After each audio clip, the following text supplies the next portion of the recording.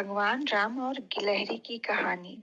जब भगवान राम लंका जाने के लिए समुद्र पर पुल बनवा रहे थे, तब वानर सेना बड़े बड़े पत्थर उठाकर समुद्र में डाल रही थी और अन्य वीर वानर पूरी शक्ति से काम कर रहे थे। उसी समय एक छोटी सी गिलहरी भी वहां पहुंची। उसने देखा सब लोग प्रभु राम के कार्य में लगे हैं। उसने सोचा, मैं छोटी हूँ, पत्थर तो नहीं उठा सकती, लेकिन मुझे भी प्रभु की सेवा करनी चाहिए। गिलहरी समुद्र के किनारे जाती, अपने शरीर को पानी में भिगोती, फिर रेत में लौट जाती। उसके शरीर पर रेत के छोटे छोटे कण चिपक जाते, फिर वह पुल के पास जाकर उन कणों को झाड़ देती। वह बार बार यही काम करती रही। कुछ जानवरों ने उसे देखा और हंसने लगे। एक वानर बोला, अरे छोटी सी गिलहरी, हमारे बड़े बड़े पत्थरों के सामने तुम्हारी मुट्ठी भर रेत से क्या होगा? दूसरा बोला, तुम बस रास्ते में बाधा बन रही हो। गिलहरी को थोड़ा दुख हुआ, लेकिन उसने काम बंद नहीं किया। तभी भगवान राम की नजर उस पर पड़ी। राम मुस्कुराए और गिलहरी को अपने हाथों में उठा लिया। उन्होंने पूछा, तुम क्या कर रही हो?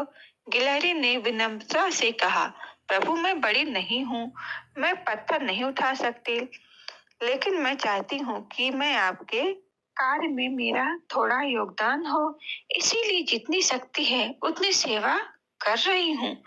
यह सुनकर भगवान राम बहुत प्रसन्न हुए। उन्होंने पूरी वानर सेना को बुलाया और कहा, इस गिलहरी का योगदान तुम सबसे कम नहीं है। तुम अपनी पूरी शक्ति लगा रहे हो और ये अपनी पूरी शक्ति लगा रही है।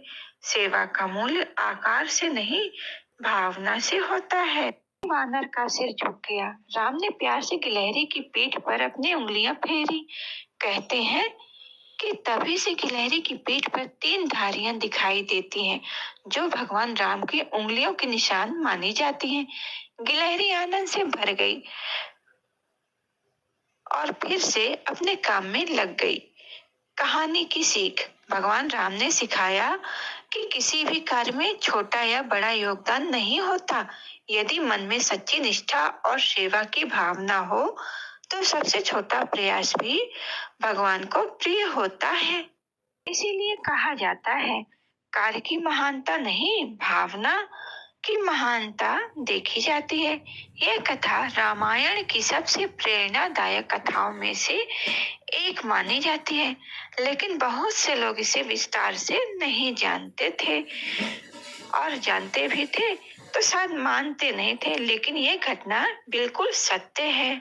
अगर आपको मेरी कहानी पसंद आई तो कमेंट करके जरूर बताइएगा और लाइक कर दीजिए, सब्सक्राइब कर दीजिए, ताकि मेरा हौसला बढ़े और मैं और अच्छी प्रेरणादायक कहानी आपके समक्ष प्रस्तुत कर सकूं। धन्यवाद कहानी सुनने के लिए।